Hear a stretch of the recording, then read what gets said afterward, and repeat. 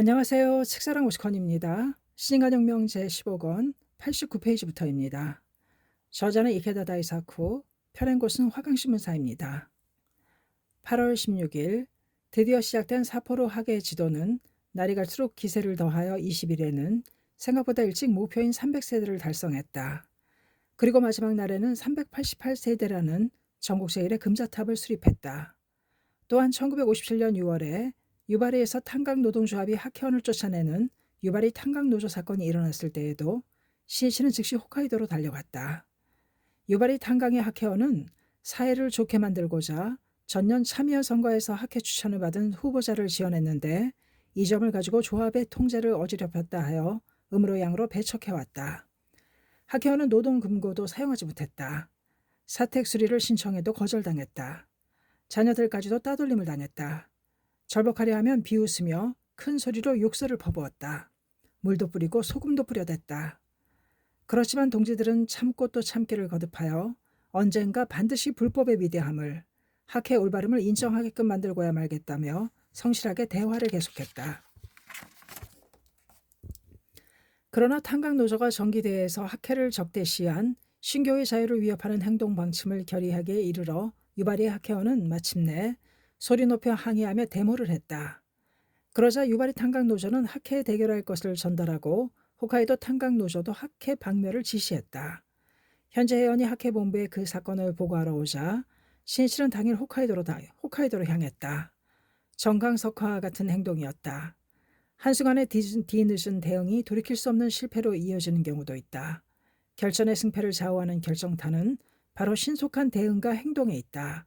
6월 말 홋카이도에 기세를 몰고 들어간 야마모토 신이치는 유바리 탄광노동조합에 대한 대책을 협의하고 항의 집회를 준비하면서 혼신의 힘을 쏟아 동지를 격려했다. 그런데 유바리 탄광노조는 대결 자세를 명확히 취하고 나오다가 급거 이를 취소했다. 탄광노조의 방침이 신교의 자유를 위협하고 헌법에도 위반할 가능성이 있는 점에서 탄광노조 본부가 변경 지시를 내린 모양이었다. 신이치는 유바리 탄광노조 간부에게 2번에 걸쳐 회견을 요청했지만 만나주지 않았다. 그는 또다시 학회원이 부당한 차별을 받아 집단 따돌림을 당하는 경우가 없도록 탄광노조에 대한 압박을 늦추지 않았다. 7월 1일에는 사포로 나카지마 스포츠센터에서 항의 집회로 사포로 대회를 개최하여 탄광노조의 횡포를 거세게 규탄하고 기자회견을 열어 탄광노조의 부당함과 학회의 정의를 호소했다. 그리고 나서 유바리로 옮겨 이튿날 2일에는 탄광노조에 항의하고 규탄하기 위해 유바리 대회를 개최했다. 야마모토 신이치라는 29살 청년의 가슴에는 금강과 같은 굳은 결의가 간직되어 있었다. 도다 선생님을 대신하여 나는 기필코 동지를 철저히 지키겠다. 손가락 하나 대지 못하게 하겠다. 신이치는 가슴에 아수라 같은 불꽃을 태워 포악한 세력에 맞서 대항했다. 최후의 마지막까지 철저히 투쟁했다. 정의의 분노도 없고 악의 뿌리도 자르지 못하는 우유부단한 투쟁은 악으로 하여금 곧바로 숨을 다시 쉬게끔 만들어주기 때문이다. 그리하여 이 이튿날인 3일에는 신이치는 오사카보 경찰청의 요구에 응해 스스로 출두한다. 거기서 사실무근의 죄로 부당하게 체포된다. 이른바 오사카 사건이 일어난 것이다. 신이치는 지금 눈의 문화재 가운데 개척이라는 제목을 붙인 눈 작품 앞에서 홋카이도 광선유포의 개척을 생각하며 옆에 있는 청년들에게 말했다. 개척호는 도전이다. 이제까지 한 것과 똑같은 노력, 똑같은 발상으로 하면 된다는 자세로는 새로운 승리를 바랄 수 없다. 날마다 용기를 분기해서 자신의 한계에 도전하여 한 걸음 더, 다시 한 걸음 더, 그렇게 나아가는 가운데 비로소 승리는 있다. 야마모토 신이치는 개척이라는 눈으로 만든 작품의 세부적인 곳까지 시선을 쏟았다. 구석구석까지 홋카이도 건화의 프론티어 스피릿, 개척자 정신이 맥박치고 있었다. 제작을 맡은 사람들의 고심이 어떠했는지 잘 알 수 있다. 고생이 빛나고 있다. 담당한 사람들에게 진심으로 감동했습니다 라고 전해주게. 그 말에 홋카이도 간부들은 눈시울이 뜨거워졌다. 이 눈 작품을 제작한 멤버들이 얼마나 고민을 거듭했는지 잘 알기 때문이었다. 작업은 눈을 운반해서 쌓아 올려 토대를 만드는 일부터 시작했다. 그런 다음 목재로 눈 작품의 뼈대를 만들고 물을 섞은 눈을 거듭 덧붙여 살을 붙여갔다. 그리고 목조처럼 끌로 밀어서 완성했다. 이 눈 작품은 거목의 무게를 견디어내는 남자들의 박력, 단결, 우렁찬 부르짖음이 전해져 오는 듯한 작품으로 만들어야 했다. 그러나 몇 번이고 마무리했지만 가장 중요한 강인함을 표현하지 못했다. 완성한 작품을 몇 번이나 망치로 깨부수어야 했다. 눈 작품을 깨뜨릴 때마다 자신감이나 긍지마저 깨져 떨어지는 느낌이 들었다. 디자인은 예술부 멤버 등 전문가가 담당했는데 작업한 사람은 전원 눈 작품을 만드는 것과는 인연이 없었다. 강한 결의는 있었지만 생각대로 되지 않았다. 하나하나 문제점을 명확히 밝혀 대책을 세우자 할 수 없다고 해서 그냥 있을 순 없지. 멤버들 중 한 사람은 심야의 경대 앞에 섰다. 상의를 벗고는 3단 장롱 하나를 메고 일어섰다. 이를 악물고 그 무게를 참고 견디면서 거울을 바라보았다. 허리 위치, 근육의 움직임, 혈관이 드러나는 모양, 얼굴은 일그러지고 팔은 부들부들 떨렸다. 이거다. 이 형태를 완전히 표현하지 못했어. 그 모습을 뚫어지게 바라보고 나서 스케치했다. 저녁마다 이 일을 되풀이하며 스케치를 완성하기까지 사흘을 소비했다. 그 그림을 바탕으로 작업의 총력을 경주하여 근골이 오람한 남자의상이 차례차례 탄생했다. 대단하다. 살아있는 것 같다. 작업을 다시 하도록 엄하게 명한 담당자가 눈을 크게 뜨고 외쳤다. 집념의 승리였다. 대저 이 눈의 문화재는 청년들의 도전이 만들어낸 결정이었다. 홋카이도 청년들은 각 방면별로 문화재를 개최한다는 발표를 들었을 때 홋카이도의 특색을 살리면서 삿포로 눈축제와 같은 야외에서 하는 눈의 문화재밖에 없다고 생각했다. 그러나 그것은 무모한 일이라고도 여겨지는 계획이었다. 눈축제와 같은 대규모 작품 작업은 육상 자위대 대원을 총 몇만 명이나 동원하고 다양한 기계와 기동력을 구사해서 실시한다. 그런데다 자위대에는 횟수를 거듭하여 축적해온 기술이 있다. 그것을 아무런 경험도 기술도 없는 이른바 비전문가 집단이 개최하려고 한다. 아니, 어떤 형태로든 눈축제 규모를 웃도는 행사로 만들려 한다. 마침 이 시기에 삿포로 동계올림픽 개최 날짜가 가까워진 점도 있어 운영을 맡은 순회 간부의 구상은 점차 부풀어 올랐다. 눈 작품뿐만 아니라 스케이트장을 만들어 열기도 하면 어떨까? 무대도 설치하고 음악대와 구족대에게 연주를 부탁하자. 이왕 할 거라면 스키장을 빌려 스키를 사용한 매스게임을 합시다. 그러나 청년부 대표가 눈축제 관계자의 이야기를 듣고는 이런 대답을 했다. 개최는 2월 말입니까? 낮의 기온이나 지열이 모두 점점 상승하여 결국 눈이 풀리기 시작하는 시기죠. 눈 작품을 만드는 것은 무리가 아닐까요? 무리라는 말이 청년의 투혼을 불태웠다. 한번 투쟁을 일으키고는 그냥 순순히 물러날 수 있겠는가? 새로운 역사를 열어야 한다. 행사장을 찾는 일부터 시작했다. 이것이 승부를 결정짓는다. 오늘이야말로 승부다. 라며 발이 닳도록 찾아다녔다. 임종이 지금이라고 하는 성운을 깊이 배독하며 준비를 개시했다. 그 결과 시 중심부에서 조금 가까운 나카지마 공원의 데이네산의 스키장인 데이네 올림피아를 빌릴 수 있었다. 모두 최고의 행사장이다. 그리고 전시할 눈 작품, 조각 작품의 디자인, 크기, 위치가 정해지자 구체적인 제작 작업은 각 조직에서 담당하기로 했다. 눈조각 작품을 만들어 눈의 문화재를 개최한다고 들은 그고장 학회원들은 처음에는 크게 기뻐했다. 그렇지만 모두 자신들의 손으로 개최한다는 말을 듣고는 누구나 다 놀라움과 당혹스러움을 감추지 못했다. 운영을 맡은 청년이 힘껏 호소했다. 아무런 경험도 없는 아마추어인 저희들이 힘을 합쳐 눈으로 이루어진 커다란 예술을 만들어내기 때문에 더욱 이 문화재는 역사적인 의미가 있습니다. 이야말로 불법을 근본으로 한 민중문화의 모습이며 실로 묘법에 대시해 전개하는 대문화운동의 선구자가 되는 것입니다. 본래 고투는 각오해야 합니다. 힘을 분기시킵시다. 지금이야말로 개척혼을 발휘하여 학회의 힘이, 민중의 힘이 얼마나 위대한지를 사회에 나타내지 않겠습니까? 여러분이 일어서면, 여러분이 불타오르면 반드시 승리합니다. 대성공합니다. 힘을 보태주십시오. 혼을 불사르는 청년의 외침에 모두가 분기했다. 얼어붙은 듯한 추위 속에서 준비하기 시작했다. 때로는 영하 10도를 밑도는 날도 있었다. 작업은 어려움의 연속이었다. 얼음 블록을 만들기 위해 나무 상자에 눈을 넣고 호스로 물을 끼얹는 작업을 하다가 잘못해서 물을 뒤집어 쓴 사람도 있었다. 그렇지만 모두 다 의기양양했다. 엄동설안의 눈의 문화재 준비에 힘쓰는 홋카이도 동지의 상황은 도쿄에 있는 야마모토 신시에게도 보고되었다. 동지들의 한결같은 심정이 가슴 아플 정도로 와닿았다. 달려가서 감싸 안듯 모두를 격려하고 싶었다. 신씨는 하다못해 자신의 심정을 홋카이도 동지들에게 전하고 싶었다. 그는 연재를 개시한 지 얼마 안 된 수필 신인간혁명 제2회의 2회에 은사의 고향 아스타라고 제목을 붙여 펜을 들었는데 거기에 다음과 같이 썼다. 올해 2월 25, 26, 27일은 사포로에서 눈의 문화제. 지난해는 건강이 나빠 한 번도 지도하러 가지 못했다. 황성하게 여긴다. 올해는 활기찬 모습으로 참석하고 싶다. 첫 제전의 대성공을 기원할 뿐, 벗의 건재함을 바랄 뿐. 눈축제 서민문화의 개가, 눈축제 서민문화의 개가인가? 야마토 신이치가 눈의 문화제에 대한 심정을 쓴 수필 인간혁명이 세큐신문에 게재된 것은 1월 29일이었다. 홋카이도 멤버들은 신문을 보고 가슴속에서 결의가 용솟음쳤다. 문화제에는 야마토 선생님도 오신다. 기원해 주시고 있어. 어떻게든 대성공시켜야지. 이때 용기의 등불이 밝혀졌다. 그 후에도 악전고투는 계속되었지만 홋카이도 동지들은 일체를 극복하여 눈의 문화제를 맞이했다. 신씨는 행사장에 있는 작품 하나하나를 찬찬히 돌아보면서 청년들에게 말했다. 모두 열심히 했다. 감투의 역사를 만들었다. 참으로 수고 많았다. 자신의 한계에 도전한 만큼 생명은 단련된다. 또 강선유포로 이어지는 활동은 모두 자기에게 큰 복운이 된다.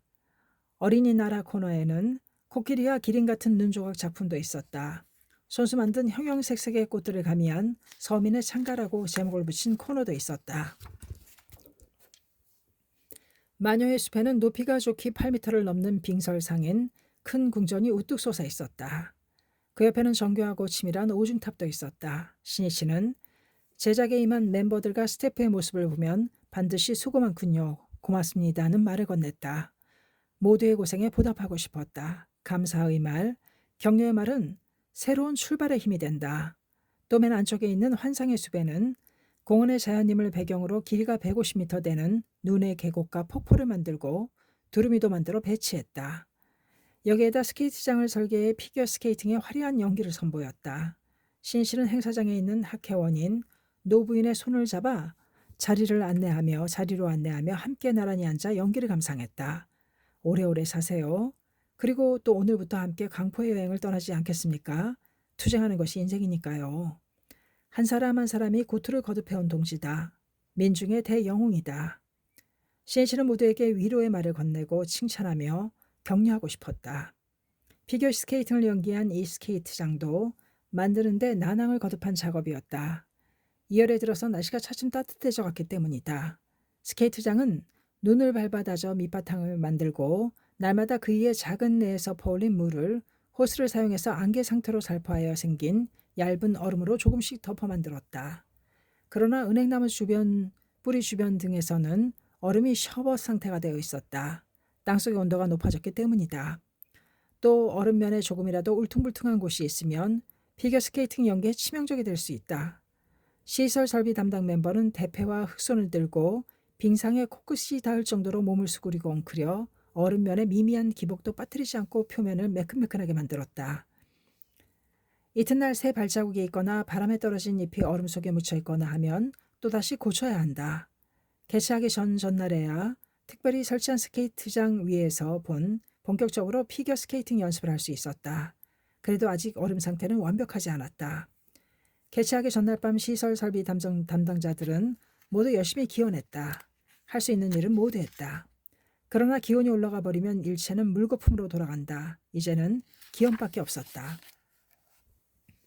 이 기원이 하늘에 통했을까 그날 밤 기온이 급속히 내려가기 시작했다. 눈의 문화제 당일인 2월 25일 최저기온은 5일 만에 섭씨 영하 10도를 밑돌았다. 홋카이도의 겨울다운 추운 아침이 되어 스케이트장도 눈 조각 작품도 냉기 속에서 단단히 굳어 예상을 웃도는 완성작품이 되었다. 게다가 야간에는 가랑눈도 흩날려 환상의 숲, 나무들에는 하얀 솜사탕 같은 눈이 가지에 쌓여 최고의 연출이 되었다. 지금 아이스링크 위에서는 음반의 요정들이 조명을 한껏 받으며 음악에 맞춰 흐르듯이 춤추고 있다. 야마토 신시도 열렬히 큰 박수를 보내며 연기를 칭송했다. 훌륭하군요. 이 순간 시설 설비 담당자의 뺨에 굵은 눈물방울이 주르르 흘러내렸다. 승리로 인한 기쁨의 눈물은 한없이 따뜻했다.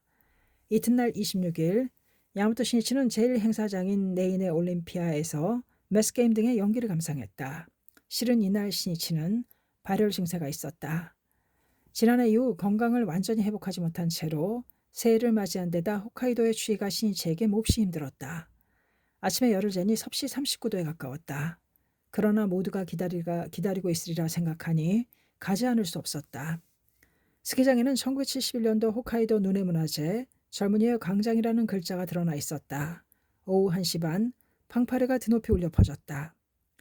스키장 아래에서 정상을 향해 릴레이로 운반한 불의 성화대에 점화했다. 그리고 나서 불꽃을 쏘아 올리고 가지각색의 풍선을 하늘로 날려 올렸다. 문화재 개막이다.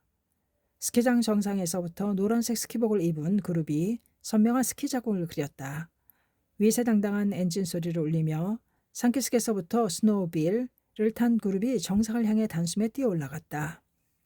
여자부 175명으로 구성된 매스게임, 점프대를 이용한 비상 연기, 피겨스키, 맨손 체조, 국내에서 만든 갖가지 연기에 시종 탄성이 일었다. 기술 지도를 맡은 한 청년은 스태프 좌석에서 흥분을 억누르지 못했다. 출연자들 중에는 처음에 스키 신발을 신는 방법조차 모르는 사람도 있었다. 그런데 단기간 연습으로 기술을 습득하여 몰라볼 정도로 당당하게 매스게임을 펼친 것이다. 그는 하나하나의 연기가 성공적으로 펼쳐질 때마다 저절로 좋았어라고 외치며 주목을 꼭 쥐었다.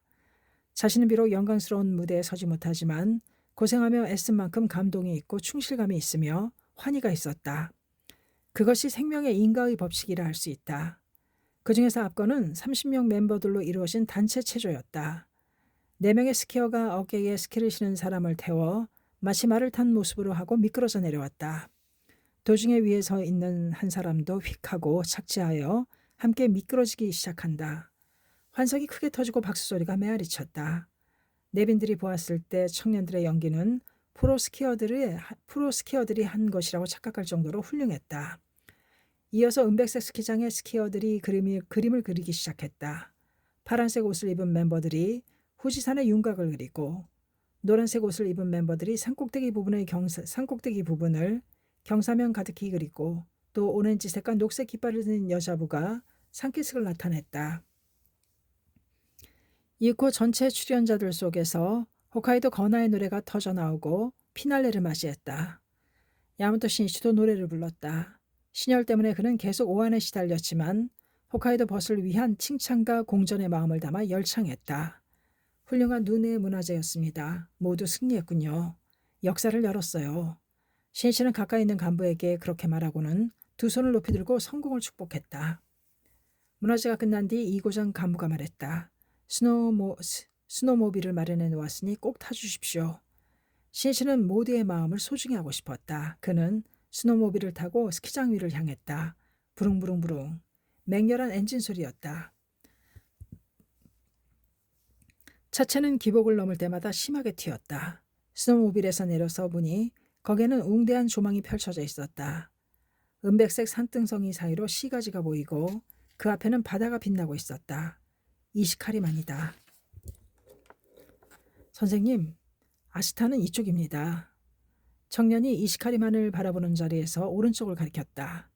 이 데인의 올림피아가 있는 데인에사는 홋카이도 사범학교 교사였던 마키구치 스네사부로 초대 회장도 학생을 인솔하고 오른 산이다.